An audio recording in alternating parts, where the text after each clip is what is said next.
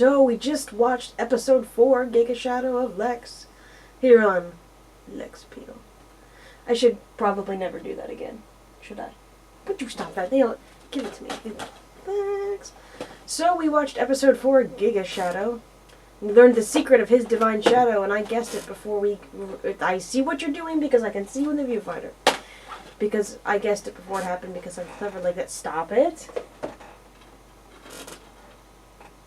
This is what I have to work with, everyone, just so you know.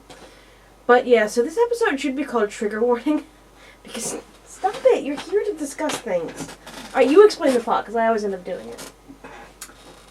Well, remember, I do less explaining plot in my vlogs and more whining of and bitching, especially with and Doctor moaning. Who. Mm-hmm. Okay, this one is the second of the necessary episodes where we discover... If you see only 2 episodes of Lexx Season 1, it's this one. At the end of the first one, they escaped into the dark zone, the universe of chaos and evil. Because apparently there's a gate for that. Well, basically a black hole. So The they're fractal gate. calling it something different. But the dark zone is called the evil one by the guys who are literal evil theocratic fascists, so...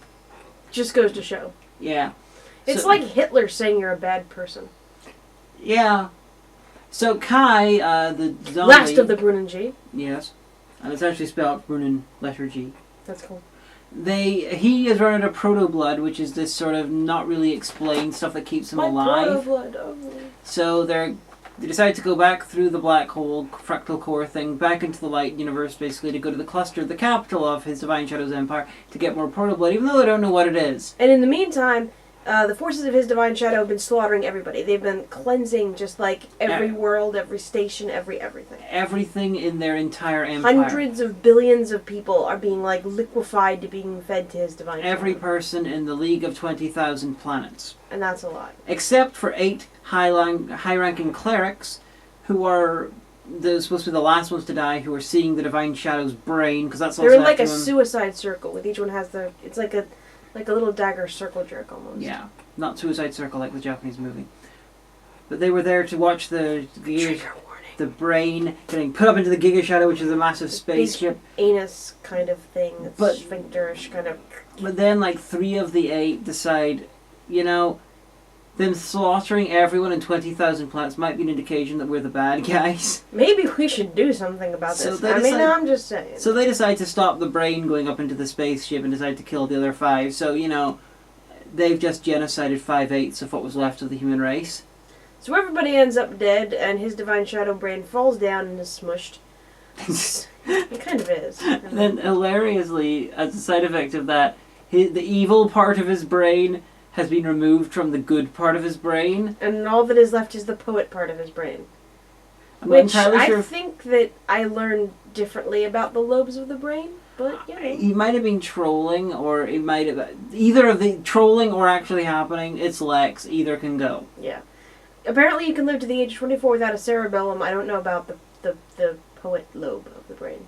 Yeah, that was a news thing.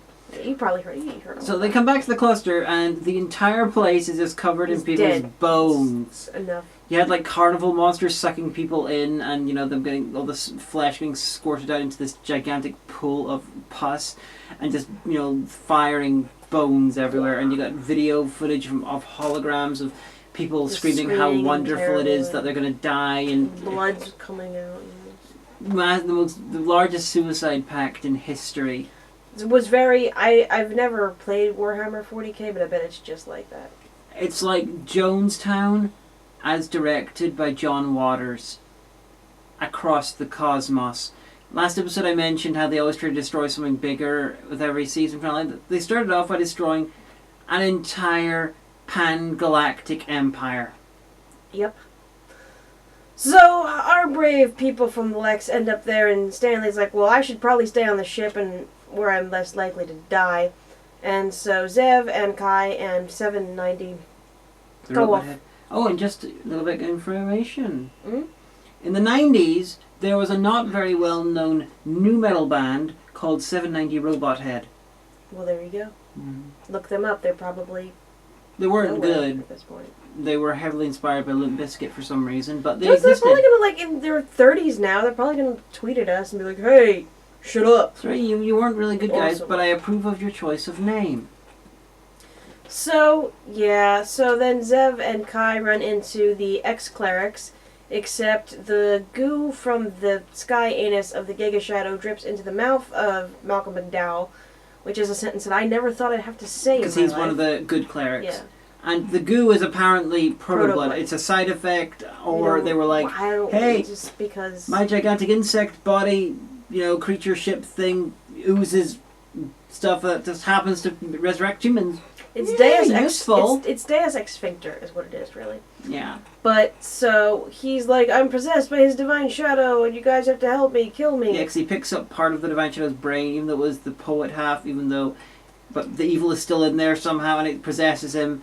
Or it might... Oh, and part that we forgot was that there was a... What are they called? The cluster lizards? There's a cluster lizard, a baby cluster lizard that gets born near Kai's frozen pod, and he adopts it as his baby. Yeah, because it's squish. Figure that one out, yeah. So he's there with them. I just wanted to point that out. It will be important later. I just had a thought. The brain that had the poet half thing, I think that was the human host's brain, and the essence of the divine shadow, though, was picked up by Malcolm McDowell and was separated from the brain somehow. It's Lexx, making sense comes secondary. But this is a different poet brain than Poet and Man, which was Tim Curry, who was trying to impregnate another man. So don't worry, there's man impregnation later on. I'm talking about man impregnation. We have brief flashbacks to Stanley Tweedle probably getting raped. Like, raped a lot. Like, so much rape. And by these two really weird fetishistic gay guys. And I gotta say, this episode did not make the homosexual population come off all that well. Just saying. No one comes off all that well in Lexx. Probably. Which is mostly fair. But, yeah, so then Kai dies because he runs out of proto-blood. But then Zev was like, oh no, proto-blood reanimated that other guy who'd ran off and is now in the anus of his Giga Shadow. So she goes back up to the platform and gathers some... His Giga Shadow?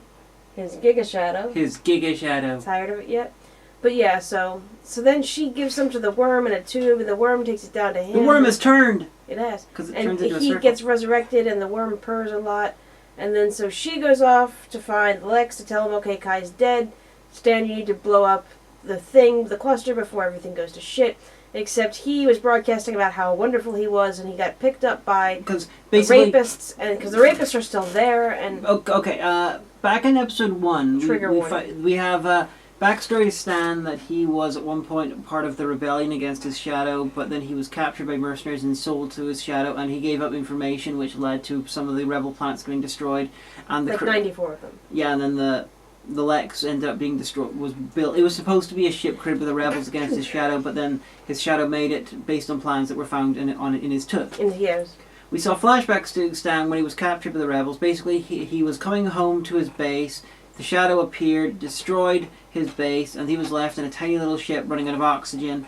And then he gets picked up. By gay mercenaries, by gay torture porn fetish mercenaries. Yeah, who Just go with it. Convince him that they're rebels as well, and then so yeah, they rape him a lot until he gives up the information, and so now being in the same sort of area, he starts broadcasting on the same frequencies about how awesome he is and how he's going to kick their ass if they come around again, and then he picks up the information about a young woman who's dying of oxygen deprivation, and he's like, "Don't worry, orgasming lady, I'll save you." Because she does. I'm heroic, Stan. And everyone knows when Stan's heroic, there's usually a plot. Yep. And so, but actually it was the rapist, so no, capture him and rape him again. But then, all of a sudden, when all looks lost, when Zev's like, well, Stanley's been captured, and so is the Lexx comes out of nowhere with its laser cannons blasting. And you find out at the end that he actually... Okay, see, here's the thing. He says he planned this all, but I don't know how planned it seemed. But anyway... I can believe it. It was fully planned. Yeah. That he broadcast on that frequency on purpose just to see if the rapists were still there, and he let them think that they caught him, but then the Lexx came and ate their ship, and then he ejected them onto the planet of the big hairy swamp things. He made the Lexx sort of separate out the humans from other things while it was eating their ship, and he was able to get back up to the bridge while they were sort of trapped in this little escape pod type thing, which ended up on this watery planet with this gigantic hairy guy who was going to eat them. Played by the director, actually. Yeah, and the was quite sexual about the eating, and he was about, Godzilla sized, so it's like possibility of giant gay, monster rape, maybe. The rapists are now the raped. Yeah, and this happens a lot in Lexx, this sort of thing. Lexx does that. So, again, trigger warning. So, they're like, okay, we'll blast the... And so the Giga Shadow turns out to be this huge... Okay, this is a bug that in my area of the country, we talked about this in Lesbian Talk last week, we called them potato bugs. I've heard them called pill bugs. Apparently here they're called wood lice, which just kind of makes me itchy to think about. But it's a big one of them. And I said, oh wait, I think I get it. The Time Prophet mentioned like that the insect wars were thousands of years ago, and the Brunanji killed all the insects and saved humanity. I bet that this is one of the last remainders of the insect wars that lay dormant, and it used humanity to create a pseudo-religion to like fatten humanity up to the point where it could sacrifice all of them to get the energy to come back and conquer everyone. And I was right. You were entirely right. That was exactly it. And I was like, yeah. So they're like, oh no. You're like, yeah, I write sci-fi. I do. I figured that out like a writer. But yeah, so then they're like, well, we have to get back to the fractal core to go back to the dark universe because the thing is too big to follow us. Its own mass will destroy it and it will merge with the fractal core. Because the creator of Lexx is a physicist by trade. So they spot Kai because Kai was crawling through its brain because he, was trying to... The Malcolm McDowell head... This is getting really confusing and we're sorry. The Malcolm McDowell head was still merged with the anus's brain. And he's like, you have to get to the brain. No, it doesn't. It's me, the Divine Shadow. Yes, you do. It's not too late. I will kill you. I'm fighting you. So he actually got expelled from out of the bug. And he was floating in space. And they picked him up. And he let his lizard go. He goes, go, Squish, get it. Get the brain. And so... Get it. They went through the fractal core and like, oh, we're safe. And then like a tentacle came through and pierced them. And like his Divine Shadow fog breath was going at them. And they're like, made of blackness and lights. They were like, oh no, it's the end. I will talk to you because I am the Divine Shadow. I look like a CGI puppet. Let me tell you my big plan that the audience just figured out.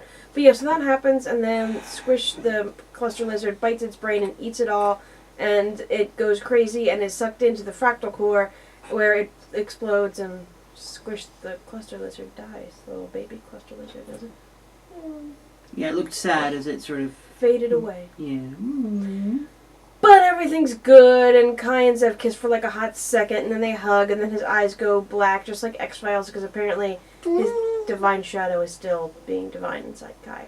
And that was the end of Lexx Season 1. Isn't it so exciting? It's much better watching with us, isn't it?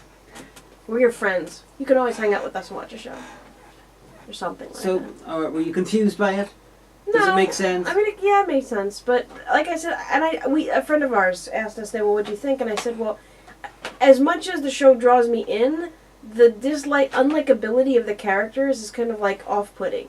Like everything usually comes together at the end where they're all like, yay, we'll work at a team, and we all don't want each other to die, but they're still Mac bastards to each other the whole rest of the show. And I'm like, well, and I'm just saying.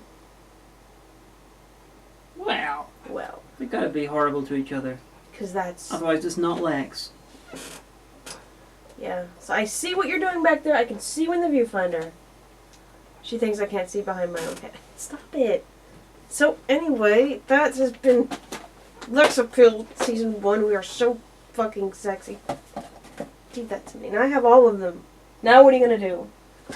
So I hope you'll join us for Season 2, where the episodes change for... Stop it. We're having a serious show. This will never get on that guy with the glasses at this rate. So, join us for Season 2 when the episodes change format and become 45 minutes long. So these videos will probably be a little bit shorter. Yeah, I realize a lot of what we just said doesn't make much sense. And it makes Especially if this is the first of these videos you watch. It makes a bit more sense. The bug what now? It makes a bit more sense if you watch the full thing, because, there was, a massive war with insects and stuff, which I'm not sure if we mentioned in episode 1. We mentioned that in the first one, yeah. There's a lot of stuff we didn't mention, because the first episode we did was about 10 minutes. We probably did, don't worry. If you're confused, right? Watch the show, it's good. Yeah. Or watch Season 2 along with us. Each of these seasons several years ago were $5 in a Target, yeah, you can probably get it, off Amazon. You could probably... You could probably find this on YouTube, for Christ's sake. I mean, I'm just saying. Yeah, you can probably buy the full set for about Like £5 or something. not £5, but £10. $20, $15 probably, and first season is 6 hours long, second one's about 12 hours long, third one's probably about 8 hours long. So that's not a lot. You got one's time for it. No. Probably about 12 hours long again. So, it's a decent sized show. It's good, it's imaginative, it's not always perfect. Seems like one of those sci-fi things from the 90s that kind of everybody forgot about, like X-Files. We just forgot. We're like, oh, well, whatever, we have iPods now. Go fig. Lexx is it was possibly made before its time. A lot of the things it does are very common now, but Lexx did it beforehand. And they did it right. What went right? Ooh. But yeah, so that's been us for episode 4 of the Giga Shadow. Join us for season 2. Eventually. Vegino. With an episode called I Worship the Shadow. Wrong disc. Episode called Little Blue Planet. Wrong season. An episode called Fire and Water. Wrong season. This is not deliberate. More wrong? Mantrid. Manborg. No, Mantrid. Exactly. Starring the season's villain, played by Dietar Lazar, a.k.a. I know, right? I didn't... the crazy motherfucker from Human Centipede. So, chew on that. Feed him!